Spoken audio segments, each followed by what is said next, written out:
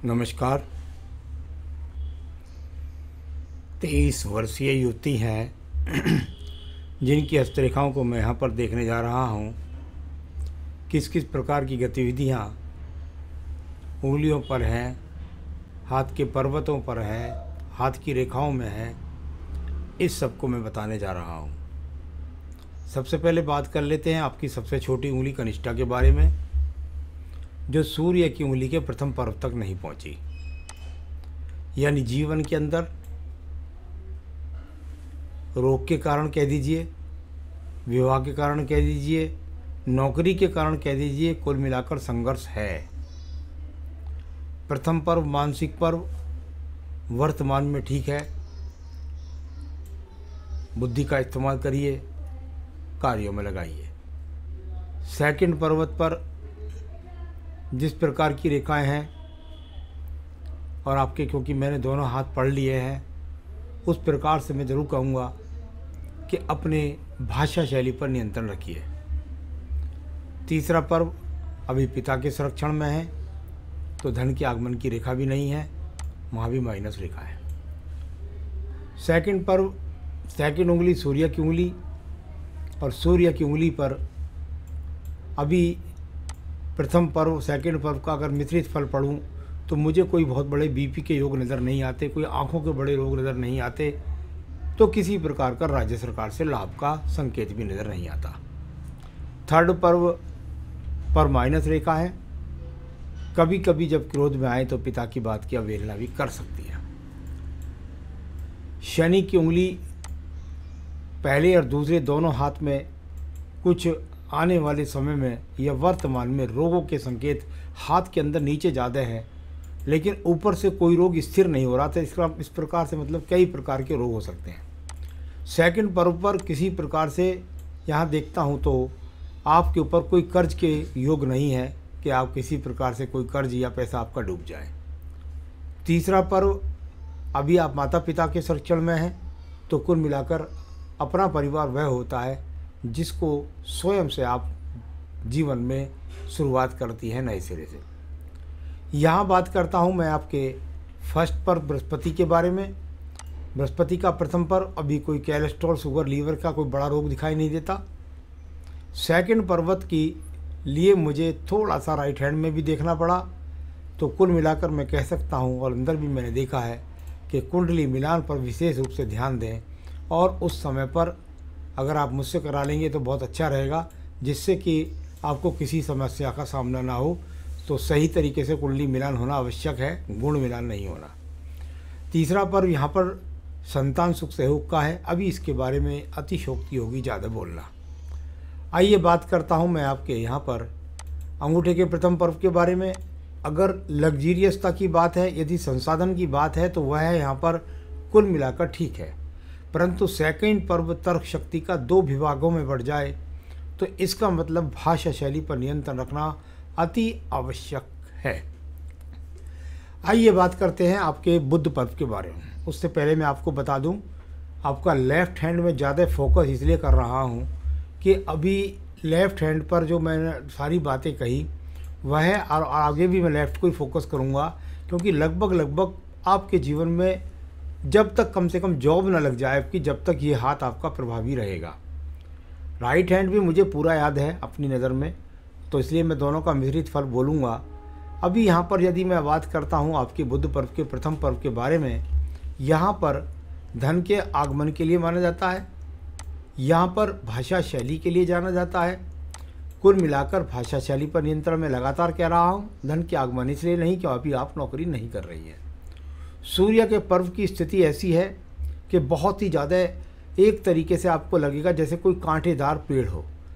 मैंने हमेशा कहा, जब जब सूर्य इससे संबंधित पर्व इस तरह की स्थितियों में हो जाए, कांटेदार स्थितियों में हो जाए, तो ये अपने आप में आपको ऐसा कह सकते हैं कि भाई सूर्य से संबंधित, अग्नि से संबंधित कार्यों में नुकसान या उससे संबंधित रोग, आँखों के रोग, या कभी कभी महिलाओं वाले रोग, या किसी तरीके से भी यहाँ पर पेट के अंदर अग्नि बनना, उसका बैलेंस ठीक ना होना, तो उसकी वजह से बहुत रोगों का यहाँ पर स्थिति दिखाई देती है। यानी कुल मिलाकर सूर्य कहीं भी आपके साथ इन्वॉल्व सही तरीके से नहीं है। यहाँ बात करता हूँ आपके एक अच्छे पर्व की, ये दोनों ही हाथ के अंदर बहुत उत्तम है। यानी कुल मिलाकर जैसी भी स्थिति चलती रहेगी जीवन में, परंतु भाग्य आपका साथ अंत तक नहीं छोड़ेगा। जब मैं भाग्य की बात करता हूँ तो मैं यहाँ, क्योंकि ये धन का पर्व है, मैं धन की स्थिति की बात करता हूँ, ना कि मैं अन्य क्षेत्रों की बात कर रहा हूँ। यानी जीवन में धन का आगमन तो आप लगातार बनाती रहेंगी, क्योंकि ये बहुत पक्की रेखाएं हैं, इनमें कितनी काटने वाली रेखा भी आ जाए तब भी धन के आगमन चलते रहेंगे। आपका बृहस्पति पर्व दोनों ही हाथों में बहुत ज़्यादा खराब है। यहाँ भी स्थिति इतनी खराब है, टाड़ी टीढ़ी रेखा, यानी जैसी सूर्य पर्वत की स्थिति ऐसी ही आपके बृहस्पति पर्व की स्थिति। यानी वही बात जो मैं कह रहा था कि कुंडली मिलान करके विवाह करें, क्योंकि वैवाहिक जीवन की बहुत समस्याएं अभी वर्तमान में अगर मैं कहूँ तो हैं, तो मेरे हिसाब से तो कम से कम अभी आपको 5 साल लेने चाहिए इनके विवाह करने में। कुछ स्थिति सुधरेगी जो मैं पूजा पाठ बताऊँगा उससे। हृदय रेखा की स्थिति कितनी खराब है आप खुद देख लीजिए। यानी हृदय से संबंधित रोग भी हो सकते हैं, लीवर से संबंधित रोग भी हो सकते हैं, किडनी से संबंधित रोग भी हो सकते हैं, सूखे का रोग भी हो सकता है, न जाने कितने रोगों को निमंत्रण दे रही है। साथ ही साथ मन में अशांति, और कुल मिलाकर के पति पत्नी के लिए तो ये बहुत ख़राब संकेत होते हैं ये वाले। इस तरह के यहाँ पर सब चीज़ हैं, इसमें यप भी है, इसमें एक्स भी है, इसमें क्या ना एक्स बुरी रेखा का प्रभाव है। इसको मैं कहना ज़्यादा डराना मेरा काम नहीं है। ये सब चीज़ें जीवन में ठीक हो सकती है पूजा पाठ से।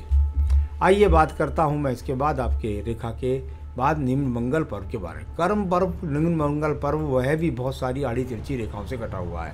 यानी कुल मिलाकर आपको यदि आप प्रयास करती हैं किसी काम में आगे बढ़ने के लिए, तो वहाँ भी स्वास्थ्य आपको प्रयास परेशान करता है।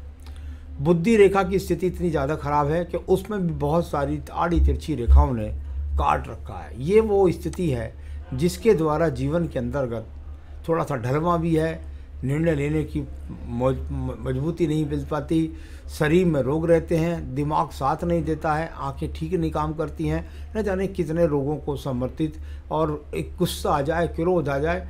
कभी कभी तो ये कह सकते हैं कि भाई बिल्कुल ऐसा लगने लगता है कि भाई बुद्धि साथ दे भी रही है या पागल है या क्या है, ऐसा भी कुछ लग सकता है। मैं ज़्यादा बड़ी बात नहीं कह रहा हूँ, लेकिन ये बहुत अच्छी स्थितियाँ यहाँ पर नहीं है। सेकंड मंगल पर्वत की स्थितियाँ भी आप देखिएगा, ये भी कीड़ा काटी से भरी हुई है। कुल मिलाकर साहस कितनी बार डावाडोल हो जाए इसका कुछ पता नहीं, और साहस कब इतना बढ़ जाए कि किसी को भी लड़ाई झगड़ा करने लगें, वो भी स्थिति है। यहीं से शाखा निकल रही है सूर्य पर्व की, यानी विदेश में काफ़ी लंबा वास होने वाला है, या दूर, बहुत दूर जन्म स्थान से वास होने वाला, इस प्रकार का संकेत। यहाँ बात करता हूँ व्यापारिक रेखा कोई नहीं, बुद्धि रेखाएं बहुत बुरी तरीके से कटी हुई हैं, चलित रेखाओं के रूप में है ज़्यादा यहाँ पर। तो ये अपने आप में सामान्य स्थिति है। केतु पर पूजा पाठ भी नहीं हो पाते ऐसे लोगों की, तो बहुत सारी स्थितियाँ खराब। सबसे अच्छी चीज़ है आपके हाथ के अंदर, और वह है आपकी भाग्य रेखा। अगर आप अपनी भाग्य रेखा को देखेंगी तो ये आपका कहीं साथ नहीं छोड़ती, न लेफ्ट हैंड में और ना ही राइट हैंड में। देखिए राइट हैंड में भी नहीं छोड़ती, यहाँ से ये लगभग ये भी आपके साथ आपके जीवन में लगातार चलती जा रही है, आज की तारीख से 23 साल की उम्र से ही। तो ये यहाँ पर स्थितियाँ इस राइट हैंड की काफ़ी सुधरने वाली भी हैं। लेफ़्ट के मुकाबले राइट हैंड मजबूत भी होने वाला है, और भी मजबूत हो जाएगा यदि आप पूजा पाठ का सहारा लेंगी तो। निश्चित रूप से नीचे से चल रही है, पितृपक्ष से मजबूती मिलती है, साथ ही साथ भाग्य रेखा अपने आप में उचित है। किसी भी स्थिति में भाग्य आपका साथ नहीं छोड़ेगा, धन का आगमन आपका साथ नहीं छोड़ेगा। आइए बात करता हूँ मैं इसके बाद आपके पास एक रेखा के बारे में, और वह है आपके पास मंगल रेखा। नीचे के चंद्र पर्वत की स्थिति को पहले ले लेता हूँ। लेफ्ट हैंड में चंद्र पर्वत की स्थिति ज़्यादा खराब है राइट की अपेक्षा।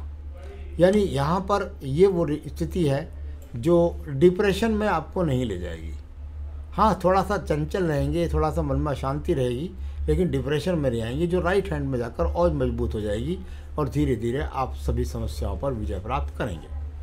यहाँ मंगल रेखा देखें तो लेफ्ट में तो है नहीं, राइट में थोड़ी सी एक मंगल रेखा है जो आपको साहस देती है कभी कभी बीच में या किसी के द्वारा, तो उस समस्याओं से निकालने की सामर्थ्य देती है।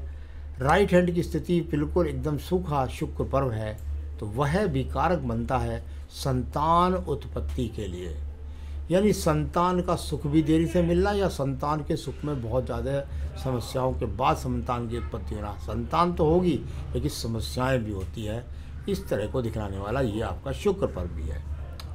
आयु रेखा की भी कोई दिक्कत नहीं है, आयु रेखा भी वर्तमान में तो 72-74 वर्ष की है, आगे भी बढ़ती रहती है, तो ये कोई बड़ी दिक्कत नहीं है। भाग्य रेखा आपके पास सबसे बढ़िया मजबूत निकली, ये मुझे अच्छी बात लगी। आपके सवाल में आपने कोई बहुत ज़्यादा पूछा नहीं है मुझसे। अभी पढ़ाई कर रही हैं, क्या आगे पीजी करनी चाहिए? इनके पास एक बहुत बेहतरीन स्पष्ट बुद्धि रेखा है। इसके बाद बुध पर्वत भी इतना ज़्यादा खराब नहीं है। अभी मैं कहूँगा आपसे कि इनका कम से कम आप 4 से 5 साल विवाह ना करें। इनका जिनको जितनी मजबूती के साथ शिक्षा करा देंगे तो ज़्यादा अच्छा रहेगा। अभी विवाह करा दिया तो बहुत ज़्यादा समस्याएं इनके जीवन में और आपके जीवन में दोनों में खड़ी हो जाएंगी। तो मेरे हिसाब से लगभग 28 वर्ष के बाद इनका विवाह करना चाहिए आपको, और जब ही इनका कुंडली मिलान करके भी विवाह करना है, अच्छे विद्वान से दिखला लीजिएगा। तो अभी पढ़ाई कर रही हैं, पढ़ाई के लिए अच्छी रेखा है इनके पास, और पढ़ाई कराइए इन्हें और शिक्षा से मजबूत बनाइए, पढ़ाई कर भी पाएंगी है। हाँ, थोड़ा सा रोग परेशान करेंगे लेकिन कर लेंगी। शादी के बारे में बिल्कुल ना सोचें अभी 5 साल तक, यही अच्छा रहेगा। तो बिल्कुल 28 वर्ष के बाद, और कैसी होगी इनके जीवन की स्थिति उस समय पर कुंडली मिलान करके विवाह करिए, क्योंकि अभी की स्थिति से बहुत ख़राब स्थिति है, इसीलिए मैं 5 साल के लिए मना भी कर रहा हूँ।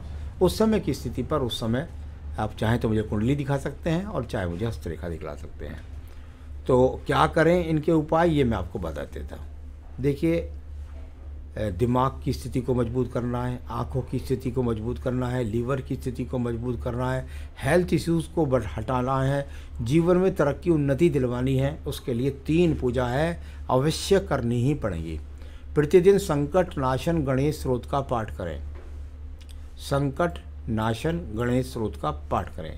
दूसरा, दुर्गा सप्तशती में होता देवी कवच, देवी कवच का पाठ करें। और तीसरा, रुद्राष्टकम, भगवान शिव का रुद्राष्टकम होता है, वो पढ़ें। संकट नाशन गणेश स्रोत, देवी कवच और रुद्राष्टकम, दिन तीनों का पाठ रोज़ाना जोड़ लीजिए।